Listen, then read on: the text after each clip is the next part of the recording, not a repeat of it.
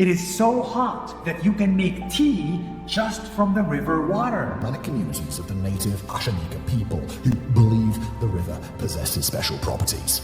That much hot water, you stick your hand in and you will see second and third degree burn. Deep inside the Amazon rainforest, there's a river so hot it can actually cook you alive. Locals used to say it was just a legend, a story told to scare kids. But when scientists finally came across it, they realized the legend was true. This is Shanay Timpishka, the boiling river of Peru, a place where the water reaches nearly 100 degrees Celsius, where steam rises from the surface like a giant kettle, and where animals that fall in don't come out alive. So how on earth does a river like this exist in the middle of the jungle, with no volcano anywhere nearby? Today, let's dive into the mystery of the Amazon's boiling river.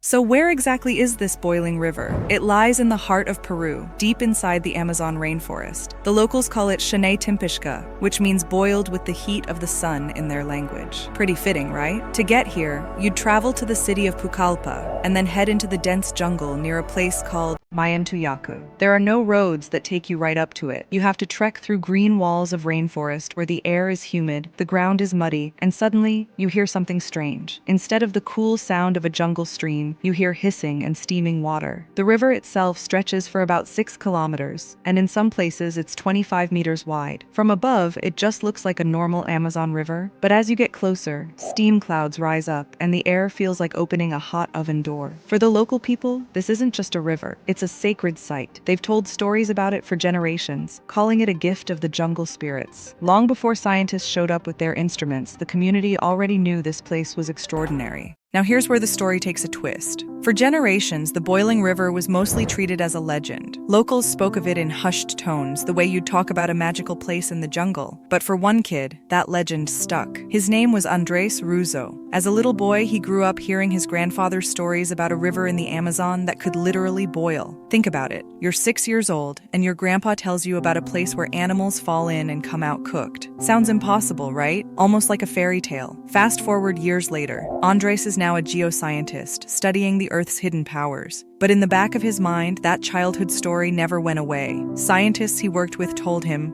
"Come on, that's just a myth. There are no boiling rivers in Peru. You'd only find something like that near volcanoes." But Andres couldn't let it go. He had to know. Was his grandfather telling the truth? Or was this just jungle folklore? That's when he decided to go see it for himself. Andres hikes into the jungle, guided by locals who know the path. The air is heavy, thick with humidity, and the deeper he goes, the louder the sound of rushing water gets. But when he breaks through the trees, it's nothing like a normal river. Before him stretches a wide stream, 6 kilometers long, but the entire surface is steaming. White clouds rise from the water, and the closer you get, the more it feels like standing next to a giant pot of boiling soup. Andres kneels down, lowers his thermometer into the current, and the reading shoots up, 80, 85, reaching up to 86 degrees Celsius in the hottest spots in a river. He was stunned. This wasn't a bubbling hot spring or a tiny pond. This was a full-blown river, wide enough to swim in, if you didn't want to come out burned alive. Locals even showed him what happens when small animals fall in. Frogs, lizards, unlucky rodents. The heat overwhelms them instantly. Some boil alive, others literally get cooked. The danger was real. The legend was true. Okay, so here's the big question. How on earth can a whole river get this hot, especially when there isn't a single volcano nearby? Normally, boiling water on Earth is tied to volcanoes. Think Iceland's geysers or Yellowstone's hot springs. But in Peru, the nearest volcano is hundreds of miles away. So what's going on? The answer is underground. Here's what scientists believe. Rainwater seeps deep into the earth through cracks in the ground. Down there, the water gets heated by geothermal energy, basically the natural heat of our planet. Then, under pressure, that superheated water shoots back up to the surface, and what you get is an entire river running almost at boiling point. But here's the twist. Even with that explanation, the Shanay Timpishka is still a mystery. Rivers this big don't normally get this hot. That's why researchers like Andres say it's one of the only known examples of a non-volcanic geothermal system heating up an entire river. And the river is no joke. Measurements have shown spots reaching up to 95, even close to 100 degrees Celsius. That's the kind of heat you'd normally only see in a kettle on your stove. Imagine that. A whole river acting like a boiling pot right in the middle of the jungle. The boiling river is beautiful, but it's also deadly. Temperatures here can reach close to 100 degrees Celsius, hot enough to boil you alive. On the surface, it looks calm, but this calm hides one of the most dangerous waters on the planet. Animals that fall in have no chance of survival. The heat is so intense that their bodies begin cooking instantly. Their eyes cloud over, organs shut down, and within moments, life is gone. Locals have witnessed this countless times. Snakes, monkeys, even birds that touch the water never make it out. Many explorers and scientists have even reported seeing the riverbanks littered with the bodies of animals that strayed too close and slipped in, their lifeless forms left as chilling reminders of the river's power. And for humans, the danger is just as real. Even brief contact can cause severe, life-threatening burns. Step in the wrong spot, and your foot could be destroyed in seconds. The river isn't a place for mistakes. It demands absolute respect. That's why the people who live near it fear and revere it. They know this isn't just another river. It's a force of nature, one you never underestimate.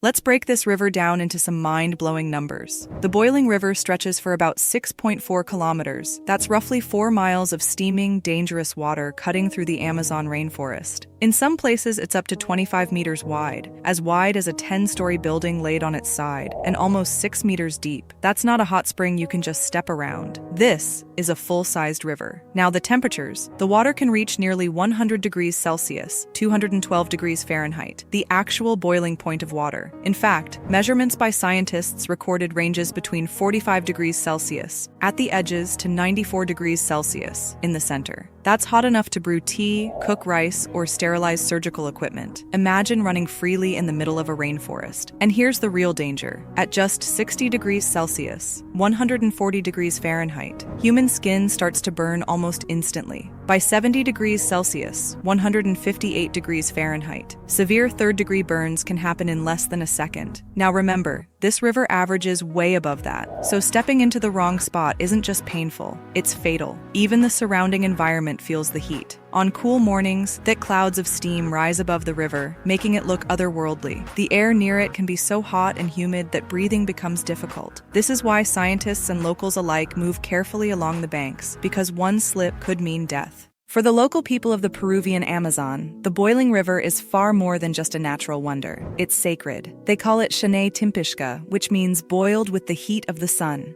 To them, it's a living spirit, a force of nature that connects the physical and the spiritual worlds. For generations, shamans have told stories of the river's powers. They believe its steaming waters are guarded by spirits, and that stepping into it carelessly is not just dangerous, it's disrespectful. Some tribes even use the river in their healing rituals, not by bathing in it, but by drawing on its energy as a source of strength and purification. When scientists like Andres Ruzo first heard of the river, many dismissed it as myth. But for the locals, it was never a legend. It was part of their daily lives, something passed down through stories, traditions, and rituals. To this day, they treat it with reverence, knowing it holds both life and death in its waters.